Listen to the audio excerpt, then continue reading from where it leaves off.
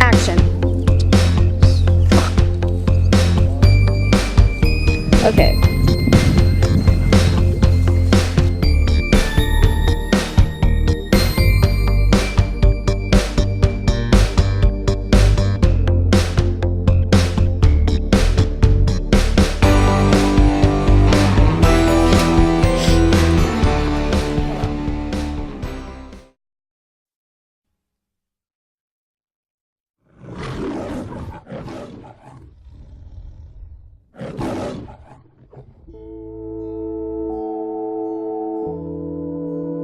Are you afraid to find out? I'm more afraid not to. What are you gonna do when you see your dad for the first time? I don't know. Depends if what my mom said was true about him. I might make him pay. That's nonsense. It isn't nonsense. You know what he's done. You know what he's capable of. He's a human. He has emotions. He can't help it. What are you trying to say? He's weak? I mean, we can control our emotions. He can't. That's not the point. I checked the perimeter. There's no one around. We're safe. But we probably shouldn't light a fire tonight just in case. I want you to take first watch, 2 hours, check northern perimeter. Can I help? No, you needed to take your, take a rest. You need to take a rest. Why do I need to take a rest? I can help too. No, sorry. 2 hours for you. I want you to check the Why northern do you perimeter. keep on treating me like this? Like I'm helpless? You're not helpless. That's not what I mean. Ever since we got here, you've been just ignoring me and acting like the people from our other dimension who looked down upon me because I was half-breed. You're just acting like I'm lower than you, just like everybody else. It's not my intention, but if that's how you feel, so be it. I need you to take your rest so that we can get you to your father's house. You need to go and check the northern perimeter, okay? Fine. I'll take second watch. Fine.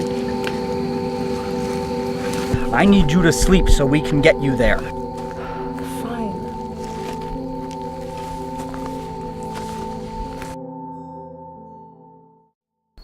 Raised in a supernatural world, Bariah never fit in with the full breeds.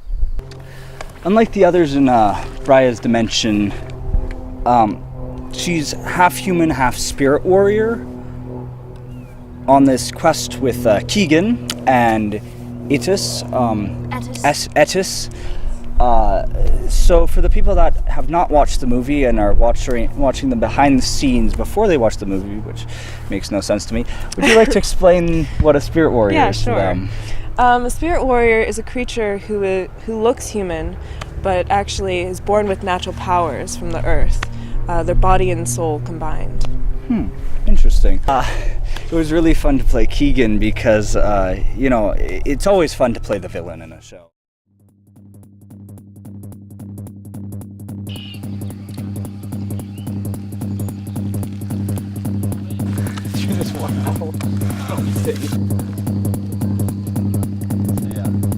That way. That way. That way. So so we have all the right that way. Yep. There's some rocks over there. Don't trip. Yep. Mostly for you. West. That way. Probably. Start heading east.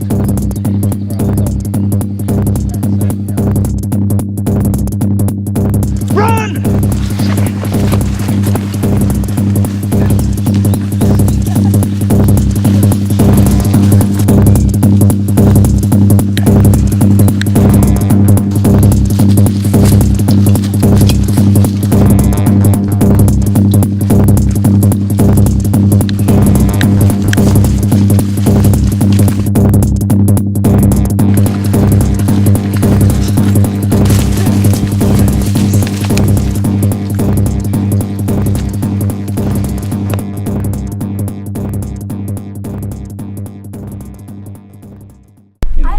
Yeah. How was it doing all the combat scenes? Did you guys do your own stunts? Well, I didn't. I did, but I messed up on them a lot. We did, I think it was 30 takes for one of my scenes. But it was fun. The what's the actor's name? The guy who played the tracker. He did his own stunts, which was fun. That was really good. He was really good at that. But yeah, no, we didn't do we did our own stunts, but we failed miserably. What was the audition process? Well, we I don't remember. You don't remember? It was too long ago. Yeah. I believe that the audition took place in Berkeley, Oakland or Berkeley Hills in California. But that was the initial, and then we had to go down to Los Angeles to do the second round of auditions. Right. But no, that was a fun experience. Yeah. Everyone was pretty friendly, Yeah. which was nice. It's really nice to meet everybody. Yeah. To know people. Let's have one. Excuse me. Was a really passionate young woman, and she was really determined. You know, I feel like I can be that way too. That's about it. For me, it was a little annoying because I'm always being cast as the villain in everything. Which for the longest time I thought it was because everyone just thought I was villainous, but now I realize it's because of my strong jawline. But as I believe I said a little earlier on another interview, it's playing the villain. It's very interesting because you have so many different types of villains, and so each time you do a different villain, you have to find something new about yourself that connects to that character. So yeah, that was interesting. Okay, I have another question. What was your first reaction when you read the script? Ooh. When I first read the script, I fell in love with it. It was just really, really strong writing, and yeah, I felt really drawn to the characters. When I first read the script, my first reaction was, wait, what? But that's what it's supposed to do. That's the kind of the storyline, and so I had to read it over 3 or 4 times before I actually started understanding it, and then I had to read it over 3 or 4 times again before I started falling in love with it. But Got there. I got there eventually, kind of on the last day of filming. A man with a fictitious grin pondered the terrain in which he flooded with anguish. For this is England, and the lion cannot be tamed. This is the game. Yo, I was thinking with my dick, and then this shit was like, I love you as a friend, and then it had to end. And that's pretty much the way the world works with men. But fuck an employer, cause I'm raggled to the end. In the ends, we're still trying to fight habits. Life's quite tragic, chasing the white rabbit. I'm the type that just might have it. What was it like being a tracker in this film? Probably the most intense experience I've ever gone through in my entire life, but I'm really glad I did it. Yeah. Well, I know that you did a lot of stage combat and stunts in this. How was that? How was that experience? Invigorating. Yeah, I would suppose so. Did you do your own stunts? Always.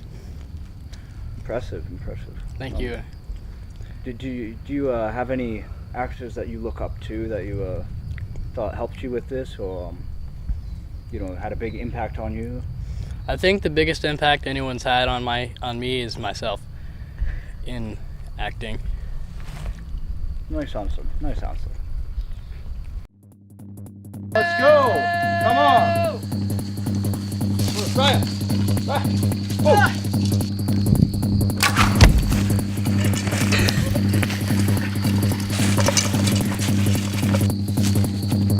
Your name's Ennis, right? Correct, human. Are you trying to insult me? If you find being a human a downfall, then I guess so. I'm sorry you have to die today. Are we gonna just keep talking, or are we gonna actually do something? Let go of me!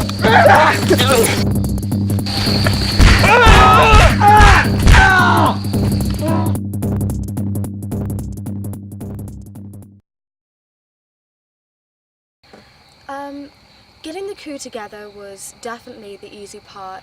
Coming up with a screenplay and making sure that the actors that we chose with the characters was a whole other process. I think as the director, my other main focus was having the perfect location. The scenes we didn't film in on set, we filmed in the Netlock Hills. Really nice little bit of property that was provided by Buttercup Farms.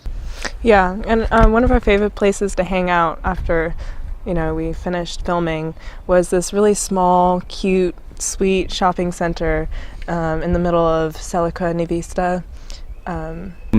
As an actor, there's different genres of film. There's fantasy, there's fiction, fantasy fiction, there's realistic, there's modern, there's past, and so you have to with each one you have to kind of bring in your own ideas for what that would look like, but you also have to be willing to I guess kind of throw them away depending on what the director wants. So initially reading it, I was thinking that it was going to be very futuristic looking, but we're out here in nature, and that's nice too. So very experienced with filmmaking. This is one of my first movies, and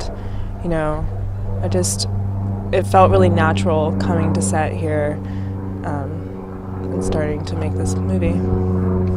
Working with the cast was definitely amazing. They brought my characters to life. After I wrote the script and I gave it to them, they were all like, I can do this,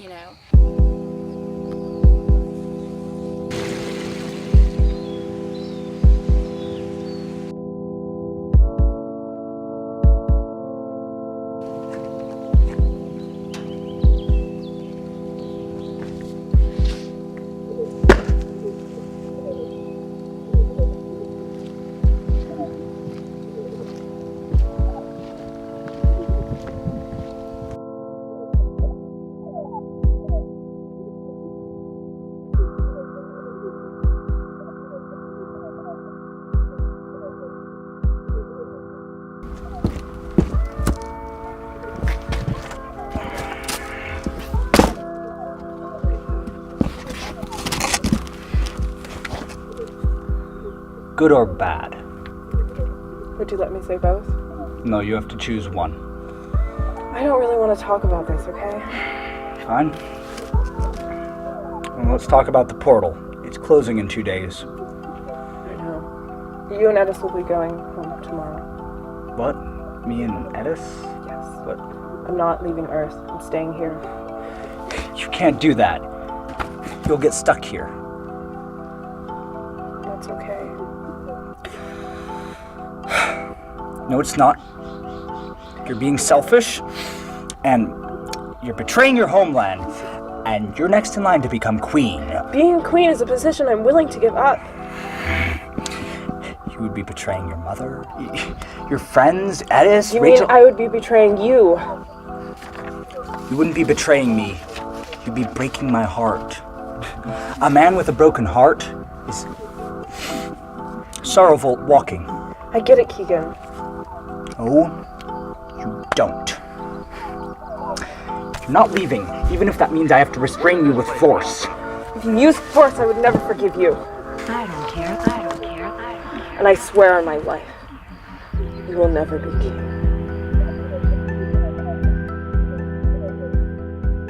I wanted the audience to care, to try and figure out what is Bariah's past and what is she trying to discover, because you find out that she's left her mother and she's going to Earth. She enters this realm because she's trying to figure out what's her truth by just meeting her father. And I think that was the big breaking point, and also all the action she encounters. She's not used to this grass and air, she's used to the future. And so I think that was a really big part in the film. The whole thing about this story is that, it's all a guessing game. You're constantly wondering, what's next? What's gonna happen now? You find out all these secrets. Who knew Keegan had the hots for Bariah? The best thing about making this film was making new friends and becoming a family.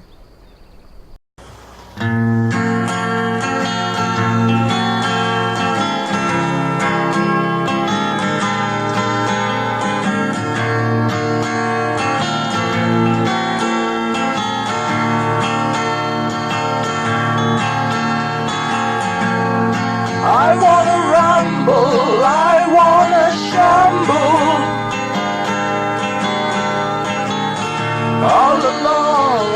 down the horizon line. Journeys can break my mind in the supreme divine. Journeys can break my mind.